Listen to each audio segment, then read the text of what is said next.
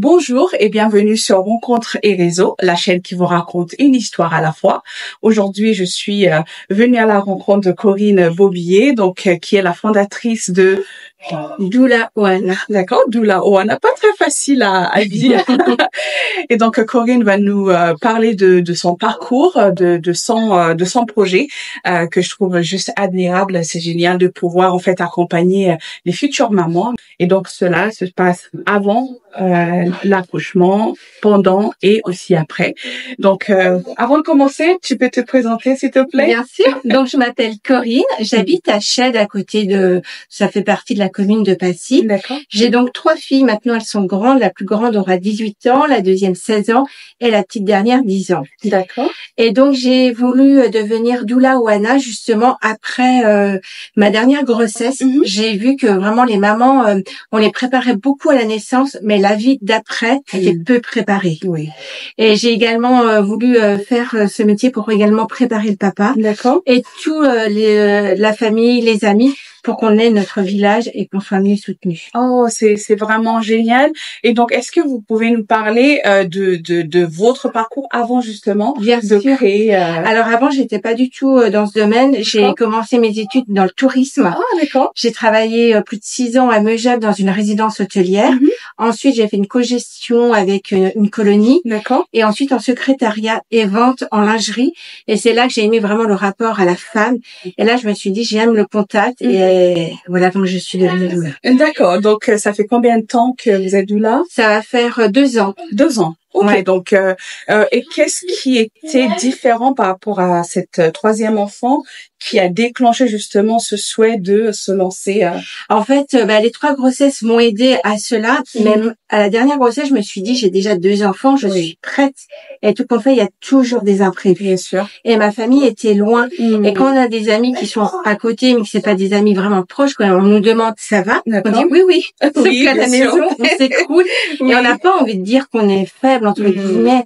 Et j'aurais eu envie qu'il y ait des groupes de mamans où on puisse dire vraiment brut comment les choses. J'ai passé une nuit horrible, mon mari rentre, moi j'en peux plus, j'ai envie de lui donner le bébé. Bien sûr. Et voilà, du soutien, je cherchais. D'accord, très bien. Et donc vous vous êtes formée. Exactement. Et je continue toujours. En fait, c'est la formation, je l'ai commencée en 2021, j'ai fait mes formations jusqu'en 2023. Oui. Et je continue toujours à trouver de nouvelles idées parce que mon but est vraiment de donner les informations aux mamans, qu'elles savent ce qu'il existe pour qu'elles puissent faire eux-mêmes leur choix. D'accord. Moi, je vais pas leur dire la solution magique, c'est ça. Non, ça n'existe pas. Elles savent. Voilà, il existe ça. Qu'est-ce qui est le meilleur pour vous? C'est elles qui choisissent. Voilà, parce que chaque personne est différente. Donc, voilà. Et en fonction de l'instant T, à un moment T, à un jour, on va avoir besoin de ça. Et ça se trouve 3 mois plus tard, on aura d'autres choses. Oh, super. Et donc, pour ceux qui ne savent pas, parce que franchement, je ne connaissais pas du tout ce que c'était un doula. Donc, est-ce que vous pouvez nous dire ce que c'est? C'est complètement différent d'une sage-femme. Ça va être complémentaire. D'accord. Ce n'est pas du tout médical. Ça va être dans l'émotionnel. Ok. Je suis comme une amie, mais quelqu'un qui est là pour tenir la main à la maman, lui dire, tu as toutes les capacités en toi et confiance. Voilà. Et quand la fatigue est là, les nuits peuvent être tellement fatigantes, on perd confiance en nous et on a l'impression que tout devient difficile. Alors que si quelqu'un nous dit, mais si tu vas y arriver, c'est toi qui es le meilleur pour ton bébé. Mais là, on se dit, mais oui, elle a raison. Oui, bien sûr. Et des fois, rien que ça, c'est soulage tellement. Oui. Donc, je suis là vraiment pour leur redonner confiance en elles, mais également pour aider le papa et la maman de trouver la place. Parce que souvent, quand on est maman, on veut tout faire nous-mêmes. C'est ça. Et le papa, du coup, il se dit, elle sait mieux faire que moi. Alors, il n'ose pas faire. Et elle va dire, lui, il fait rien. Voilà. Donc, c'est vraiment trouver cet équilibre parce que aussi, quand on devient maman, on a souvent une nouvelle identité qui arrive. Le mari se rend compte de cette nouvelle femme et de retrouver ce nouvel équilibre. Et pour le couple, c'est une belle aventure. Absolument, je suis d'accord. Et donc, avant de continuer, parce que voilà, donc vous faites partie, vous êtes doula. Doula? Oui, doula. Et pourquoi avoir nommé votre entreprise Doula Ohana? Alors, Doula Ohana, j'ai mis beaucoup de temps à trouver mon nom. Et comme ma nouvelle aventure, on l'a fait en famille. Ma famille me soutient. D'accord. Et mes enfants ont dit, c'est ma deuxième fille qui m'a dit, pourquoi pas Ohana comme dans le dessin animé? Et c'est Lilo et Stitch, le dessin animé. Et Ohana, ça veut dire personne ne peut être abandonné. Et je trouve que quand on est maman ou une famille, on a besoin tellement de soutien, ça correspond tellement. Et j'aime beaucoup le côté côté enfantin, vous verrez, j'ai plein d'illustrations et je reste dans un monde très poétique, on va dire.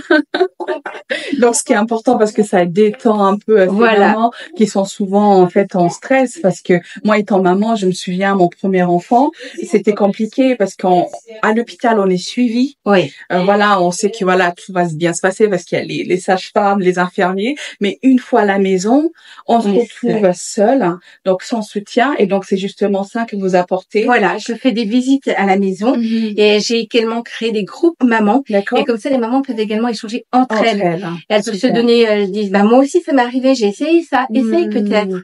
Mais voilà. Et même pour des balades poussettes, elles échangent entre elles. Super. Donc, je trouve que ça crée un lien. Moi, je suis la personne qui va les mettre en relation. D'accord. Et ensuite, je fais de belles prestations, on va dire. Après l'accouchement, je fais une prestation, c'est la matinée gourmande. Où là, je viens chouchouter la maman. Parce que souvent, quand on donne naissance, toute la famille vient donner un petit cadeau au bébé. Mais là, moi, c'est la matinée pour la maman. Toute la matinée, je m'occupe que d'elle. Donc, je lui emmène des gourmandises, elle m'explique comment est son quotidien, comment s'est passé son accouchement. Et après, j'ai également un rebozo, c'est un tissu pour pouvoir la bercer ou refaire le resserrage du bassin. D'accord. Et c'est vraiment une matinée pour elle. Ok, d'accord. Donc, on ira un petit peu plus en détail un petit peu plus tard. Donc, tout à l'heure, vous avez parlé d'une chose qui est super importante, c'est les papas, souvent mis de côté. Pourquoi aussi ce choix d'accompagner justement c'est les pères dans ce voyage qui est nouveau parfois? Je pense que c'est essentiel parce que une famille qui va bien, bébé ira bien. Et une maman ne peut pas tout porter sur ses épaules. Et souvent, les papas veulent, mais ils savent pas comment s'y prendre ça. Et c'est pour cela que j'ai fait une formation spéciale pour accompagner le coparent, aussi bien si c'est un couple de deux femmes, l'autre partenaire. Parce que le deuxième partenaire, parfois se met en retrait. C'est ça. Et donc l'idée c'est vraiment unir. C'est ça. Mais du coup je fais des ateliers avant la naissance pour que les parents se posent des questions. Par exemple, il y a des questions toutes bêtes qu'on ne pense pas. Les visites, est-ce qu'on s'est mis d'accord? Parce que quand on rentre de la maternité, la maman, elle a peut-être juste envie d'être tranquille à la maison. Et le papa, lui, est tellement heureux, il a envie de partager son bonheur à tout le monde. Donc il l'invite tous les amis, mais la maman, elle est fatiguée. Donc voilà, essayer de se dire comment on s'organise peut-être des visites, mais qu'à 4 heures, ça dure qu'une heure. Et le papa, il met les hauts là. Voilà, maintenant les visites sont terminées. C'est toute une organisation à préparer, à anticiper avant. Waouh, génial. Donc vous accompagnez des personnes avant, pendant et après. Exactement. Quelles sont les étapes justement? Donc on a parlé d'avant et pendant et après, comment ça se passe? Alors pour l'accouchement, par contre, l'hôpital, c'est très compliqué de faire qu'il y ait une doula sur place. Comme le métier de doula n'est pas encore reconnu actuellement, donc pour le moment, je ne suis pas encore allée à l'hôpital. Mais par contre, si les mamans ont besoin d'informations sur l'accouchement, elles ont déjà beaucoup d'informations avec les sages-femmes que j'ai en liaison avec moi. Mais si elles ont besoin d'autres informations, j'ai plein de livres, plein d'oracles pour les soutenir. Et juste après l'accouchement, c'est là que je peux faire des visites à la maison. C'est également pour l'aide logistique. Parce que quand on est maman ou papa, on a besoin de tisser le lien, apprendre à découvrir bébé. Absolument. Et donc le ménage, toutes les choses logistiques, on n'a peut-être pas le temps pour tout ça. Oui, bien sûr. D'accord. Donc en fait, vous venez soulager toutes ces mamans. C'est un soulagement, je le vois comme ça, parce que ça évite en fait cette dépression qui existe et qu'on en parle moins. Ça reste encore tabou. Exactement. D'accord, très bien. Donc vous avez dit que vous proposez des ateliers. Quels sont les ateliers j'ai des ateliers qui se font sur 3 rendez-vous pour justement préparer cette vie avec bébé. C'est une vraie aventure. Moi, j'aime bien comparer ça. C'est comme quand on part en randonnée. Notre sac à dos, il est prêt quand on part en randonnée. On a la crème solaire, le kawaii, la casquette, les chaussures de montagne. On s'est préparé en amont. Donc, quand on est papa et maman, je leur prépare leur petit sac à dos. Donc voilà, pour que ils aient dans leur sac à dos. Voilà, aujourd'hui, je suis pas bien. Qu'est-ce que je prends dans mon sac à dos? Donc souvent, je prépare des petites cartes mantra aussi aux mamans dans un petit peu de confiture que j'ai agrémenté d'une petite dentelle ou quelque chose. Où là, elles piochent dedans et par exemple, un jour, elles sont pas bien, je leur dis, mais c'est toi le meilleur pour ton bébé. Et c'est des petites pensées comme ça qui vont les relever des jours où plus sombres, on va dire. Donc, ok. Donc, vous proposez donc des ateliers aussi. J'ai vu, tout à l'heure, vous avez parlé du tissu Rebozo. Oui. Donc, qu'est-ce que c'est? Alors, ce tissu, en plus, peut être très bien pour le couple. En fait, donc c'est un tissu qui vient du Mexique et donc il est très enveloppant et maternant. Et je trouve qu'une maman, elle a besoin d'être maternée pour pouvoir materner son bébé. Absolument. Et en couple, j'aime aussi renforcer, parce que je trouve qu'avant une naissance, il faut renforcer ses racines du couple pour qu'il soit encore plus fort, parce que c'est une belle aventure, mais en même temps, ça met vraiment en tension par moment. Absolument. Et il y a je leur fais faire des jeux pour le couple. Par exemple, on prend 2 tissus qu'on relie l'un à l'autre, et en fait, la maman va être face au papa, et vont pouvoir se basculer l'un à l'autre, et ils sentent que l'autre peut soutenir l'autre. Donc, ça veut dire que maman peut soutenir papa, et vice versa. Voilà. Et donc là, rien qu'avec ce jeu de tissus, ils sentent qu'ils sont l'un pour l'autre. Voilà, ils sont pas ennemis, mais ils doivent travailler ensemble. Exactement. Et après, pour le rebozo, souvent, il y a un joli rituel à faire après l'accouchement, ou même un déménagement, un changement de situation, où là, on va fermer. Ça veut dire que sur 7 points du corps, je vais venir fermer avec mon tissu rebozo, et après, je rouvre. Donc, ça fait vraiment penser au papillon, qui va rouvrir ses ailes pour une nouvelle aventure. D'accord. Wow. Et ce tissu rebozo, également lors des ateliers pour les papas, où on vient leur montrer comment soulager maman, quand elle a les jambes lourdes, pour soutenir le ventre. Donc, c'est des choses que les papas peuvent être acteurs. Et du coup, là, ils se sentent, ils disent, ah, mais je vais pouvoir faire des choses, en fait. Absolument. Donc, ils se sentent, en fait, utiles et vus, parce que c'est vrai qu'il y a le bébé qui est au centre de l'attention de la maman, et donc le papa, souvent, ils se sentent un peu de côté. Même pour l'allaitement, qui est vraiment essentiel, quand c'est que la maman, eux, ils se disent, mais c'est elle qui va tout faire. Non, maman, elle a besoin d'être bien. Donc, lui, il peut lui emmener à boire, il peut lui mettre bien les coussins, lui préparer ce qu'elle a besoin. Et là, encore, il est acteur. Donc, en fait, ils se rendent pas compte comme ils sont essentiels. C'est un travail d'équipe. C'est ça, exactement. Voilà. Et donc, vous organisez aussi, en fait, des cafés. Des mamans. Est-ce que vous pouvez nous en parler? Oui. Donc, justement, là, on est au Love Good Café au Fayet. Et c'est là que tout a commencé. J'ai commencé mes premiers cafés mamans ici. Et je voulais me faire connaître ainsi par les mamans. Pour qu'elles puissent apprendre à me découvrir. Et donc, mon but, c'était de dire aux mamans, vous n'êtes pas seules. Il y a plein de mamans qui sont là avec leur bébé. Et parfois, on est à la maison, on se dit, oh non, il va falloir préparer bébé, ou à ça. Et quand elles se retrouvent, elles se disent, on est tous dans le même bateau, entre guillemets. Mais ça fait du bien. Et les mamans, quand elles me voient, elles me disent, des fois, j'en fais 2 par mois. Maintenant, elles s'allongent. Elles me disent, j'attends avec impatience. C'est comme la petite lumière dans le tunnel quand des fois, ça va pas, en fait. Exactement. Et donc, les mamans viennent avec leur bébé? Oui. Alors, j'ai aussi bien maman enceinte ou maman avec leur bébé. Et c'est chouette parce que les mamans enceintes, du coup, découvrent la vie de maman. Et là, on a eu des mamans qui étaient enceintes, elles sont venues après avec leur bébé, donc on voit l'évolution. C'est vraiment donc chouette. Ça crée une famille, une grande famille. Et du coup, j'ai créé un groupe WhatsApp où les mamans peuvent communiquer entre elles si elles veulent s'organiser des choses. Et là, maintenant, sur Facebook, j'ai voulu créer un groupe Futures Mamans et Mamans de Sallanches et environ. Et là, c'est comme si elles venaient dans mon cocon à moi. Et là, on peut échanger sur tous les thèmes qu'elles ont besoin. Parce qu'en ce moment, je n'ai pas de lieu. Je n'ai pas eu un local où je peux louer et m'installer vraiment. Donc, je vais à domicile ou j'ai une salle où je peux faire mes massages. Mais là, ce lieu Facebook, c'est là où on peut toutes se retrouver et c'est un lieu privé. Donc, ça veut dire que les mamans peuvent dire ce qu'elles ont sur le cœur et ce ne sera pas lu par tous les Pour moi, c'est essentiel. Voilà, c'est un safe space. Voilà, les mamans se sentent bien. Exactement. D'accord. Ok, donc ce café donc a eu lieu ici à Love Good Café. Et les autres ateliers, donc chez les personnes? Non, les ateliers, je les fais au studio de Sarah Beninka, qui est photographe. Donc, j'allais dans son lieu et je trouvais ça également très propice parce qu'elle photographie les familles. Du coup, on voyait également les belles photos de famille. En plus, elle fait sur bois, c'est magnifique. Et du coup, je faisais les ateliers là-bas. D'accord. Voilà. Ok, super. Et donc, et quels sont les prix, justement, de ces prestations? Alors, les ateliers en groupe étaient à 35 € pour la maman. Et si elle venait avec le papa, on mettait 40 €. Comme ça incitait qu'ils étaient à 2. Et les derniers ateliers que j'avais fait, qu'il y avait eu 2 couples, donc il y avait 2 papas. Et là, les papas étaient soulagés de voir un autre papa. Et ça a pris une autre tournure parce que les papas n'avaient pas les mêmes questions que les mamans. Donc, c'est très enrichissant quand le papa est là. Ah, super. Super. Et je pense que même pour vous, vous apprenez aussi chaque jour. En fait, c'est une expérience humaine du travail. Exactement, une expérience humaine qu'on a tous besoin et surtout dans ces moments-là d'une vie des parents, on va dire. D'accord, très bien. Que vous accompagnez aussi les femmes, en fait, quand quand elles ont leurs règles, on va dire douloureuses. Oui, j'avais fait des ateliers là-dessus pour pouvoir soulager. Donc également le tissu rebozo qui est magique pour moi. En fait, je leur apprends comment serrer le bassin. Et elles peuvent mettre soit une poche de froid ou une bouillotte. Et là, elles vont ça va les soulager. Je ne dis pas que la douleur va être effacée, mais je leur donne des petits tips pour être mieux en fait. Voilà, d'accord. Et là, comme on parle des règles, j'ai également préparé des ateliers pour créer des mallas lunaires. Là, je n'ai pas sur moi. C'est un bracelet avec des perles où les mamans ou les jeunes filles, elles peuvent repérer quand est leur cycle.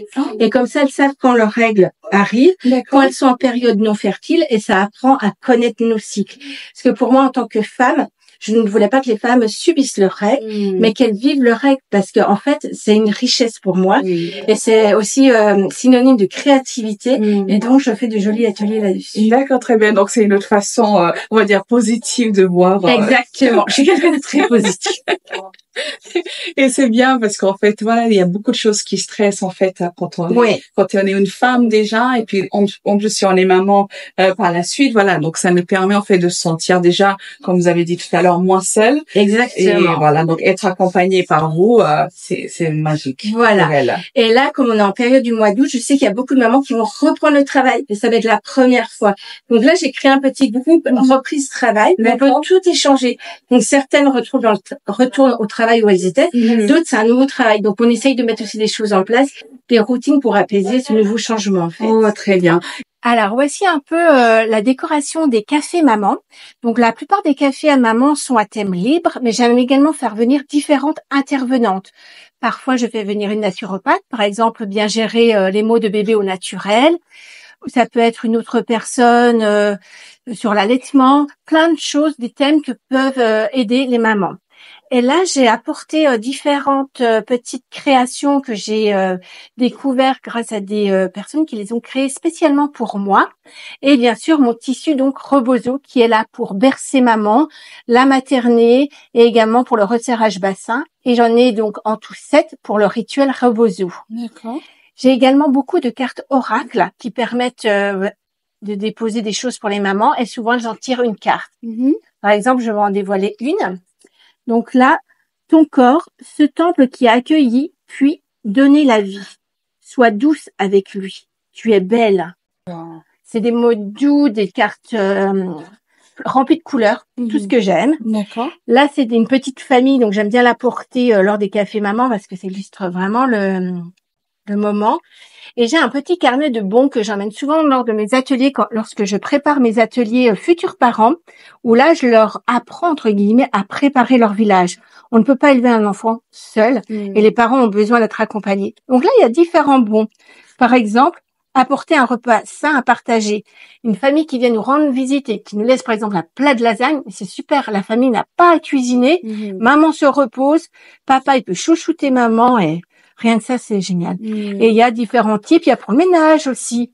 Et si on a, dans nos amis, on sait telle semaine qui peut faire quoi, ça soulage vraiment une famille. Et je peux vous dire que comparé à des doudous, les parents seront hyper contents. Oui, absolument. Donc, vous encouragez en fait les proches à venir aussi aider. Ouais. Mais là, faut que ça se mette. C'est encore un peu tabou ces choses-là. Les gens aiment souvent acheter du matériel. Oui. C'est ça. Et là, c'est plus un service. Là, il y a également cette petite poupée qui a été faite par une dame. Une tricotine l'a fait tricot. Et elle est super jolie. C'est une maman. Et en même temps, elle m'a fait une belle cicatrice comme la césarienne.